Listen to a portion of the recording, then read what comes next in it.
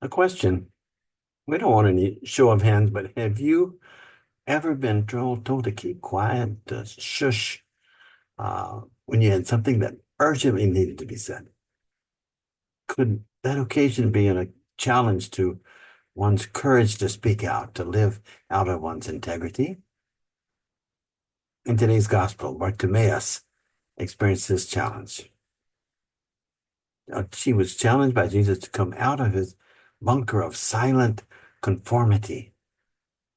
He only had a few seconds to shout out before Jesus passed by.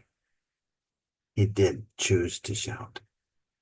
He shouted because the crowd around him was trying to shut him up, do away with him. And yet he kept shouting. He was visually, he was visually challenged. And so he was considered as a public sinner because anyone publicly not able to see and walk and everything, they were figured that, okay, they did something wrong and they were being punished by God. But when he was told to keep silent, he shouted even louder. My response to him is, way to go, bro, my brother. I admire your courage to just shout out.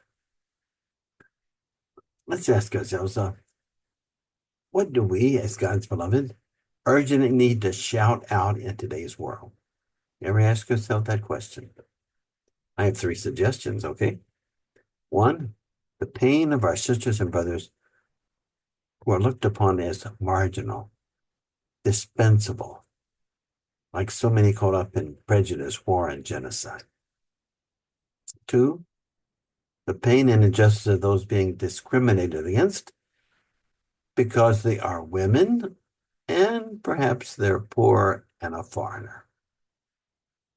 Three, the pain and polarization we're all experiencing today because of our use of dehumanizing, labeling, and judgmental language. Those whom we want to win over, to dominate, rather than to be one with them.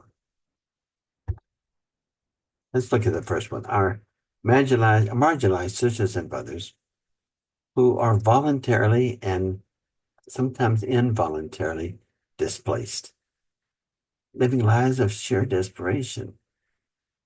Those indeed who have nothing else to lose. Is there anyone that you know of who would not swim to a lifeboat if they were drowning?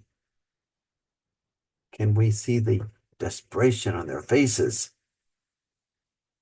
Are they shouting out with Bartimaeus in the gospel? I want to see that you care. Secondly, how much longer can we not see those considered inferior, those we see as not one of us, insignificant because their economic condition is inferior? Maybe it's because of their gender. We look down on them. As we sing the song, All Are Welcome, are we really serious? Are we shouting with Bartimaeus, I want to see all as connected? And thirdly, Brene Brown makes the vital distinction between fitting in and belonging. Many of us showing some reluctance to leave our bunkers of security, our hunger to fit in order to enter into the wilderness of the true belonging. When do we belong? Does our true identity stem from our being daughters and sons of an unconditionally loving God, non-punishing God, above and above any other kind of belonging systems, beyond all borders, beyond all card-carrying religious identities? And are we aware that our true belonging, our true self, is unable to be authentic if we are using any dehumanizing labels to diminish those who don't agree with us. Think about it. Like Bartimaeus, we can hear in the distance that someone with great power is coming near us. He's on the road. We're sitting there hoping, hungering for healing. Will we shout out with him, with Bartimaeus, asking for the ability to truly see as God sees? And how does God see? I believe that God sees that we are all indeed all one. We are all welcome in God's heart. Shh.